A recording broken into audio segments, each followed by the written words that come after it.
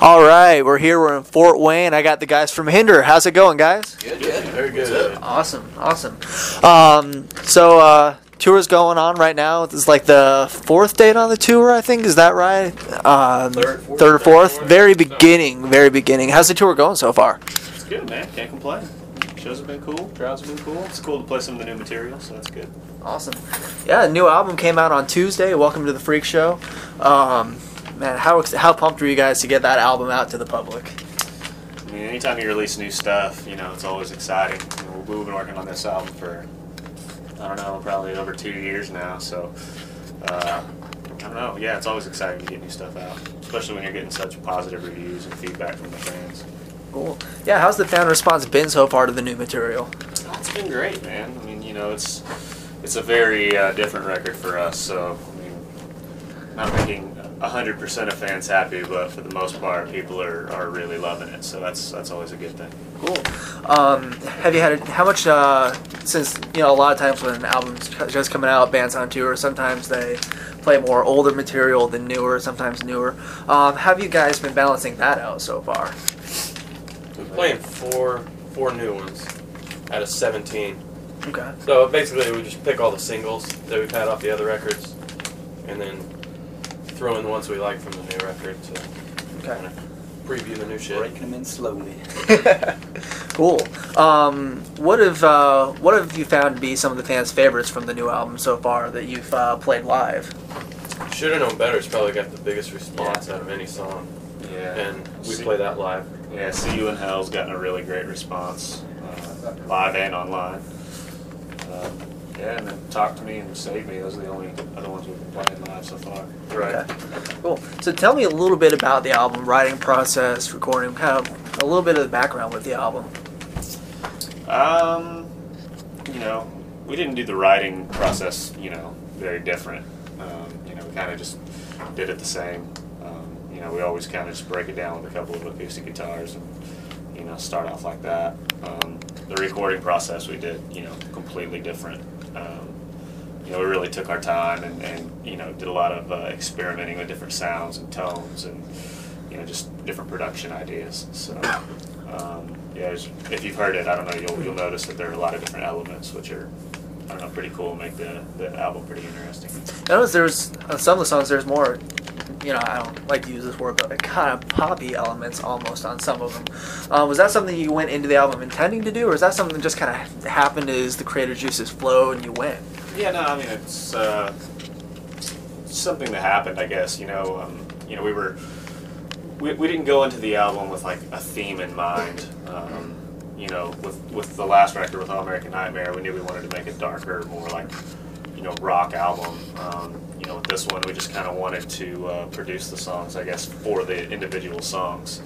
And, we wanted to make it a little more modern sounding, I guess. So, we tried out some new things. I think it worked out awesome. Cool. It's one of my favorite albums.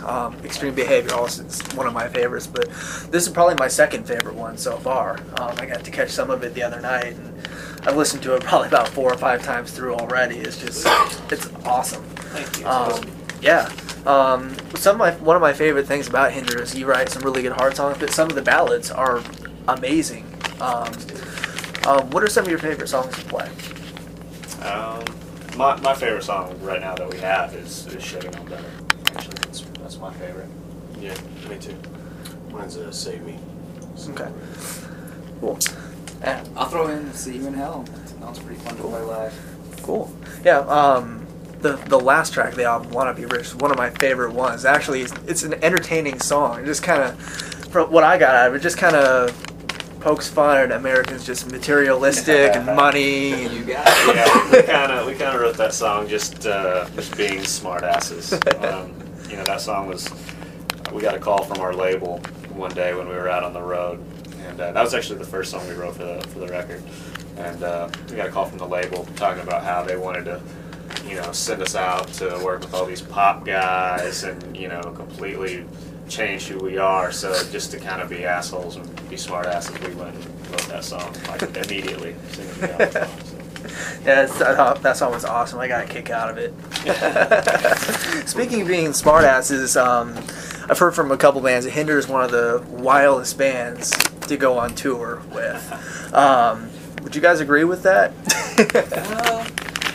Well, maybe sometimes. Definitely won't deny it. Do you have any, Some days are crazier than others. do you have any kind of wild and crazy tour stories you'd like to maybe be able to share, or kind of just not want to?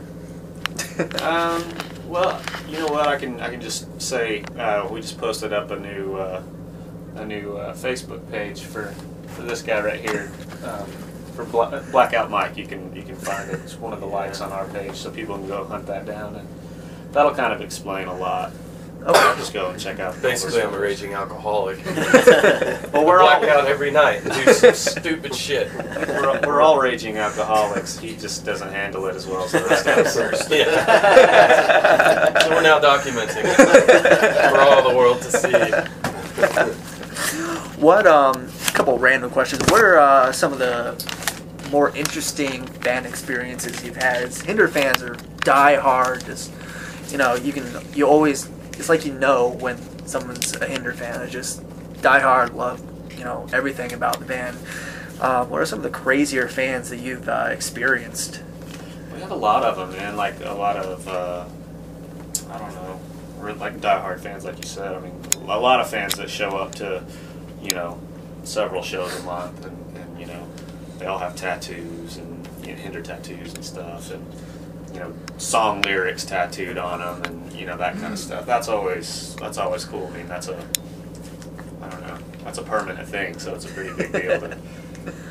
There's one lady actually that's like dedicated like one side of her body to Hinder tattoos, which I think is really badass, and they're really well done too. So it's pretty cool. Back in 2007, you were inducted into the Oklahoma Music Hall of Fame. What did that mean to you guys as artists, and what was that experience like? It's pretty badass, man. There are a lot of cool, awesome musicians that a lot of people don't realize that are from Oklahoma. So to be put in with some of those guys is, I don't know, I mean, that's incredible. I almost don't know that we deserved it, but I know we did deserve it. but yeah, it's a huge honor, man. It's very cool for us. I was looking at the list today. Actually, it didn't look like there's a whole lot of rock bands on that list. A lot of country, and I think the only rock band that really jumped out at me was All American Rejects. So it's really cool to see just a really small amount of rock bands that are both really good. So, what does Welcome to the Freakshow mean to you guys as a band? And what's your favorite thing about it? My favorite thing about it is that every song is so different, you know what I mean? But, as a collection, it's still us, it's still Hinder, but, I'm pretty proud that every song, has a different sound, a different flavor, but the songs are still good, strong songs, so cool. I'm pretty proud of that. Cool. Anyone else favorite parts of the album? I liked the photo shoot. It was pretty fun. There's pretty hot chicks. I didn't really get on the fucking record though. No, they're nowhere in there. Chick on the back, and that's it. I don't know. That part was fun for me. The album artwork was some of the one of the most creative, comprehensive artworks from all of your albums. I think. Yeah. I thought that was really cool. Thanks, man. We actually got to go out to this place that I guess what they do is they like collect old stuff from like carnivals and fairs or whatever, and they kind of ship it all over the world. It's a bunch of really cool vintage circusy type things. It was pretty badass. Cool. So I know the tour has just started. After this tour, do you have any plans? 2013, obviously touring quite a bit. Maybe some summer festivals or anything like that in the books yet? Yeah, we got a lot of stuff on the books already. A lot of fairs, festivals, like you said. We'll probably be doing some more club shows. And at some point, we're looking at possibly going back out and doing another round of acoustic shows. Oh, that'd be cool. We did a little 2-week run of those, and it was a lot of fun. So, later on in the cycle, we may look at doing that again. What are your differences you've seen between the acoustic shows and the full heavier shows? Obviously, acoustic heavier, but what are some of the differences that stick out? And, what's one aspect you like more? just think it's cool that those are intimate, really. I mean, you can kind of interact with fans throughout the show. You know, we can... Yeah, I like the fact that we fuck off the entire set. And just joke around with each other and the crowd and everybody else. It's different because you're just sitting there and it's more low-key. So you can interact more as opposed to the live show where it's, you know, blasting your face off because it's so loud. You know, it's just a different vibe.